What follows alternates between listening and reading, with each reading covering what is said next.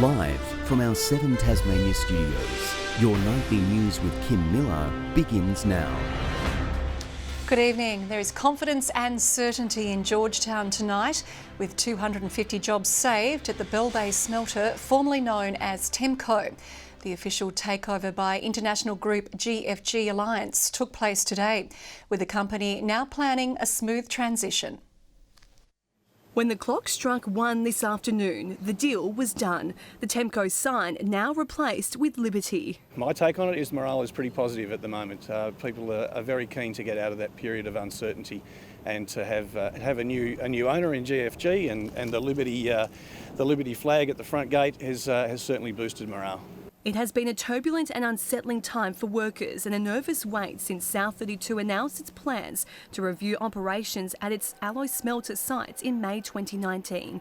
But the uncertainty is over, with all jobs to be retained. Our plan is that there will be no redundancies and we'll maintain the 250 employees. GFG Alliance, which is owned by British businessman Sanjeev Gupta, will now begin planning for the future of the site. We are about to undertake a 100-day planning process with the management team. We obviously have our own investment hypothesis, but we would like to work with management to further develop that. We really want to engage with everybody on site and understand from their perspective what they think are the improvement opportunities, so that we can plot a course for the next couple of years that really shores up the future of this place.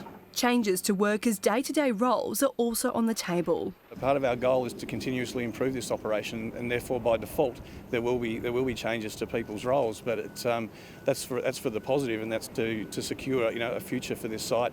The takeover has been welcomed by local industry groups. What a great day for Northern Tasmania. We couldn't be more delighted, and to have this particular company take over is great with the the steel, green steel that they are interested in, our hydrogen future. It's all going to mesh in really nicely. Letitia Wallace, 7 Tasmania News. House prices in regional Tasmania have skyrocketed as more Australians shun the major centres hit hardest by the pandemic. Properties in some areas are being snapped up quicker than ever, but the sharp rise is also because of a shortage of homes on the market. In Andrew Micheletto's 15 years in real estate, he's never seen a boom like this. A long time on the market now is 2 weeks. You could pretty much guarantee you've got buyers for everything that hits the market now. He says Georgetown's rebounding industries, tourism, a potential hydrogen hub and low interest rates are pushing prices up. People are sort of discovering the area, I think, and now everybody wants to be in Tasmania. And new data backs that up. A CoreLogic report finds property prices in regional Tasmania have lifted nearly 12% in the past 12 months, more than the regions of any other state or territory. It is that affordability, and more importantly, if you were living on a 280 square metre allotment, it could have been quite difficult to be locked down, especially if you had a family. So a lot of people are reverting back to the old quarter-acre allotment. But the industry says it isn't all demand-driven. The number of homes on the market hasn't jumped at the same rate, although new developments, like this one at Bellboy Beach near Georgetown, are helping to close the gap. And the rise of the regions looks set to roll on in 2021 as the dark cloud of lockdowns looms over other parts of the country. I think there's going to be a considerable growth for regional areas again on top of the previous 12 months. An even easier sell for a sea change. Tom Johnson, 7 Tasmania News. The Tasmanian government says it's closely monitoring outbreaks in New South Wales and Victoria. Despite calls for tougher border restrictions, the government says it's simply following public health advice. Tasmanians can return home, but of course they would need to quarantine for 14 days if they're returning from Greater Sydney or one of the Victorian hotspots. Exemptions may be granted for Tasmanians travelling through Victoria from South Australia and New South Wales to board the Spirit vessels. 2 top racing experts from Victoria will be flown in to make sure the troubled Elwick Racecourse is ready for next month's Hobart Cup. Cancelled race meetings and scathing criticism have prompted the state government to launch an independent inquiry, with the terms of reference released today. Aiming to get back on track, ground staff hard at work at Elwick Racecourse. Last month, the newly refurbished track was found to be unfit for use due to large divots. All thoroughbred races on the site abandoned for several weeks. It's a major asset for southern racing in Tasmania. And we need to make sure that this incident does not occur again. An independent inquiry launched. Exactly what that will investigate revealed today. Under the spotlight, why those meets were abandoned. Also inspection protocols, maintenance and future management. Senior Victorian racing figure Dale Monteith heading up the inquiry. It is important that we have someone independent, someone that's not associated with Tasmanian racing, to undertake this investigation. Local stakeholders say the findings need to restore the industry's damaged reputation. There are opportunities in other states, particularly for the big successful stables, and you could not blame them for having a look. It will give us more confidence and confidence to all the participants in the industry that things are being done properly. Some issues already repaired. Those efforts boosted, with Victorian turf experts Liam O'Keefe and Marty Synan offering their assistance, answering a desperate call weeks out from the Hobart Cup, an event expected to draw a crowd of 5,000. It's my understanding that the track will be fine to run the Hobart Cup. We want to make sure that all the problems are identified and that those mistakes aren't made again. The report set to be handed down by March 1st. John Hunt, 7 Tasmania News. Tasmania's cherry growers are sighing with relief after dodging a hail of bullets from COVID-19. Most labour shortages have now been solved, while freight flights to Hong Kong are helping to ease export anxiety.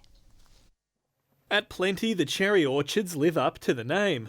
Reed Fruits in the Derwent Valley is seeing a strong harvest after an anxious few months. We're off to a very good start actually, so at this stage we've been picking now, started picking some Japanese variety cherries back in the first week of December. Tim Reed is expecting to haul in 2,000 tonnes of cherries this season. Nearly 500 workers are picking and packing on site each day. We'll build up to around 1,200 staff by next week when we start the Huon Valley orchards. The industry has largely dodged a labour shortfall thanks to overseas worker exemptions. Then there are return pickers like Douglas Temperton, now tackling his 14th harvest. You can watch it grow. I walk around every night and see things change, you know, and it's quite rewarding when you get a bumper crop like this, you know. Freight fears have been allayed by government chartered flights to Hong Kong. The real foe has been a wet summer. We had a little bit of rain about a week ago and had to deploy helicopters to dry the fruit. Caused a little bit of splitting of the cherries down in the Huon Valley. Tasmania's cherry industry is worth roughly $70 million each year. 60% of that comes from the export market, but it's still dwarfed by the massive berry industry. Fruit growers are confident that sector won't struggle with staff. Our Tongan workers who are coming out of quarantine tomorrow will be a big plus for the berry sector, and there's 2 more flights scheduled to come in as well. Sean McComish, 7 Tasmania News. The hunt is on for a mystery lotto winner, now $1.5 million richer. One lucky person is sitting on a jackpot in Tasmania after taking out last Saturday's draw. The successful ticket was bought from Kingston's Nextra News World. The owner saying the news has created a buzz around town. Met a fellow on the Travelator and he said, well, it wasn't me. So, you know, they're all sort of expectant. It's the third major prize a business has sold in the past 2 years. The Tasmanian government is confident the state's major road and bridge projects won't be delayed due to COVID. Highway upgrades at Paurana have recommenced today. The 1.9 kilometre stretch will be widened and safety wire rope barriers will be installed. The government says it's on track to complete the $500 million Midland project within the decade time frame. It's a 10-year action plan and we're now 6 years into that action plan, in fact nearly 7. We did wonder if there'd be some delays because of COVID, but we worked very closely with the civil contractors industry and we've actually been able to keep our projects on track.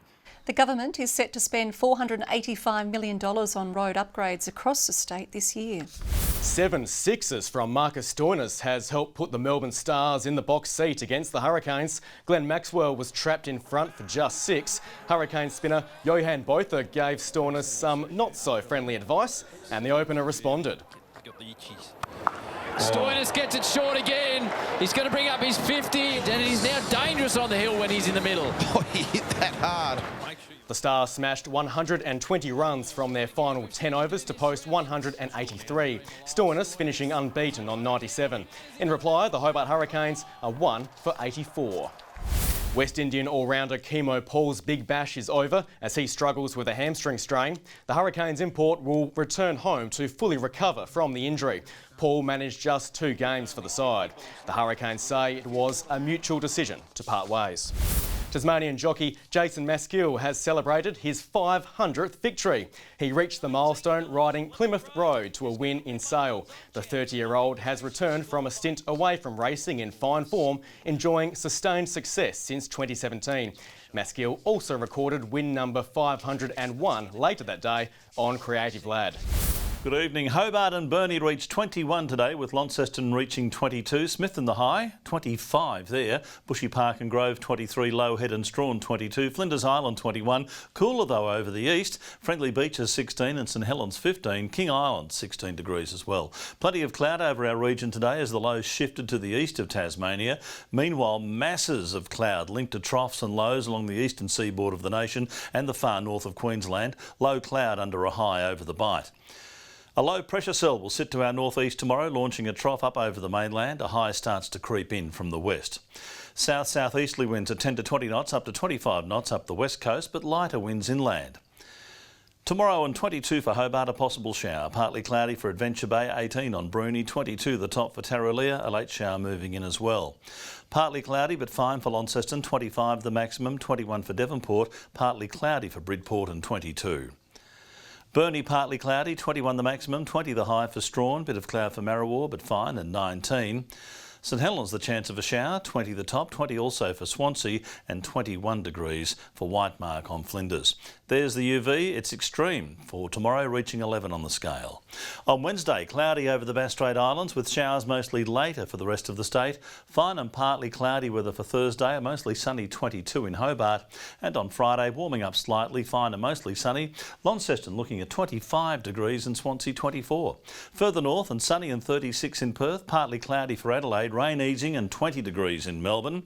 Showers and 27 for Canberra and Sydney, sunny and 32 in Brisbane. Little cloud about, 19 in Hobart, 20 degrees in Launceston, Devonport mostly cloudy at the moment and 22. Kim, I haven't seen you since last year. You haven't changed a bit, even though I hoped you would have.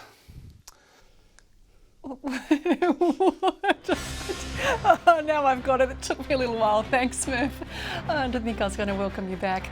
That's all for this evening. Thanks for joining us. Good night.